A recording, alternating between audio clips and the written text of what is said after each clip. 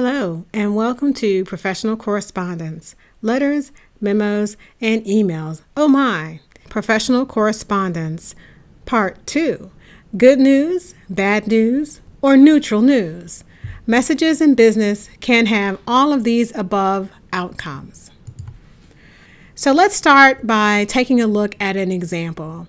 This is a letter that's directed to someone at Alta Cameras. As you may recall from previous lessons, this is a formal email with an inside address directed to Mr. John Smith. I will quickly review the letter with you. Dear Mr. Smith, thank you for your letter of September 15th. We are sorry to hear of the problems you have had with your model Alta Model D15 digital camera. We agree with your high expectations of the Alta camera line of products and would like to replace the camera with a new one. Please bring your defective camera along with this letter to Alta Camera Store located at blah, blah, blah, blah, blah, blah, blah, blah, blah. Sincerely, John Hines. So if we were to parse this letter and look at what the outcome is for the reader, we would probably say it was good news.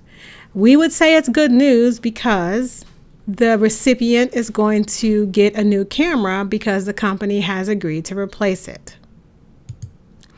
So essentially, when we break down the way this letter is written, it starts with the good news in this opening paragraph. It starts with a statement of agreement. It says basically in the first couple of sentences, yes, we got your email, and yes, we agree with what you requested. The last paragraph then is a call for action. It goes in to say how you execute the good news from the previous paragraph. Let's take a look at another letter. This example letter is also a formal letter, you'll note, by the inside address and the stationery. Let me read this one as well.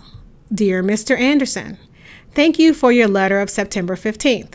We appreciate your inquiry concerning your Benson 500 motorcycle. We want to satisfy our customers with high-quality products and service. The Benson Bike Shop carries a 1-year warranty on all parts and labor under normal usage. Page 6 of our owner's manual states that the 2-cycle engine oil and unleaded gasoline must be used for the warranty to be in effect. Our inspection of the motorcycle's engine showed that the 10W30 oil had been used along with leaded gasoline. The use of incorrect oil and gasoline has caused the problems you are experiencing. Our skilled technicians can repair your motorcycle engine at the usual rate. The repairs are guaranteed for 90 days. We are confident that we can restore your engine to excellent working condition, and we would be happy to answer any maintenance questions that you may have. Please call us at blah, blah, blah, blah, blah, blah, blah, blah. Okay, so if we take a look at this example, the first couple of sentences talks about, yes, we got your letter, and we appreciate you sending it. The next set of sentences, the second paragraph, starts to talk about information about the warranty and things that you should have accomplished in order to make sure that the warranty was in effect. And this last sentence talks about the incorrect use of oil and gasoline and that has caused the problems of the bike. For the recipient, this is bad news. The company has decided that they are not going to honor the warranty because the bike owner put the wrong gas and possibly the wrong oil in the bike. This is a bad news letter. So a bad news letter is a little different than the good news letter we saw earlier.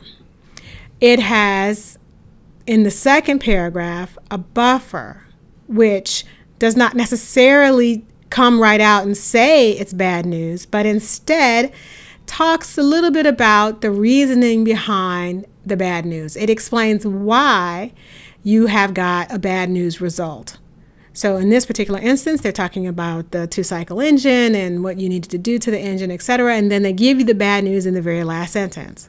Then the following paragraphs back up that claim. Paragraph 3 starts to say what we can do for you. And then lastly, paragraph 4 is that same call to action. Give us a call. We'd be happy to help you.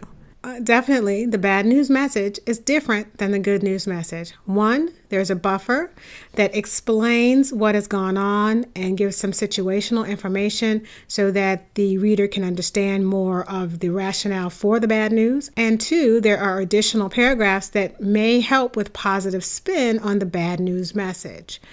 So in some ways, the bad news message might be a little longer. It definitely has more text, more contextual information to let the reader down a little bit more softly. So the first order of business when determining whether or not you have a good or a bad news email or letter or memo you need to write is to figure out what the message outcome is. What is the audience going to think of the email or of the correspondence? Are they going to have a positive reaction, which would mean good news? Are they going to have a negative reaction, which would mean bad news? Or is it neutral? Are they going to be ambivalent to the situation? If the outcome is positive, you can use a direct format, which is letting the reader know in the first paragraph exactly why you're writing them. If the news is neutral, you can use the same direct format. If, however, the news is negative, you can use either the indirect or the direct format depending on your audience. If you do not know your audience, you should err on the side of caution and use the indirect format. Or if it's inordinately bad news, you should use the indirect format. And if you choose the direct over indirect in a negative situation, you really should be able to justify your rationale for doing so. So here is an anatomy of a good news format or a direct order message. You open with the good news. In the first paragraph, you might want to include a sentence showing your appreciation for the reader. Obviously, if it was in response to something, you would let them know what that was. Somewhere in the middle, you would give explanations and a systematic list of what happened, and that could be by bullet points, etc. And then you would close with any action items: call us, bring your letter in, tweet us something out on the network, whatever. And then end with an adapted goodwill, glad you're our customer sort of message. So with bad news format or indirect order, your opening includes a buffer. And that buffer basically can provide the reader with identifying information about whatever issue transpired. In the case of the warranty and the bike issue, the buffer information had information about the warranty, about whether or not 10W30 was used and whether or not it should have been non-leaded gasoline or leaded gasoline, etc. When you move to the middle of the message, it should explain any other strategies and details that might be relevant to that situation. And obviously, at some point, you would deliver this bad news. After the delivery of the bad news, you could then work to soften the news by listing what you can do. Like, for example, indicating any discounts that might be applicable or whatever services your business might be able to offer in lieu of other issues that have been encountered. In some ways, you want to create some type of positive spin that lets the person or the business know that you value their information and you value them either as a customer or friend or whatever. And then in closing, you end on a positive note, if at all possible, letting the person know that you feel for whatever problem they have suffered. Okay, that's all I have for good and bad news messages. Thanks for listening.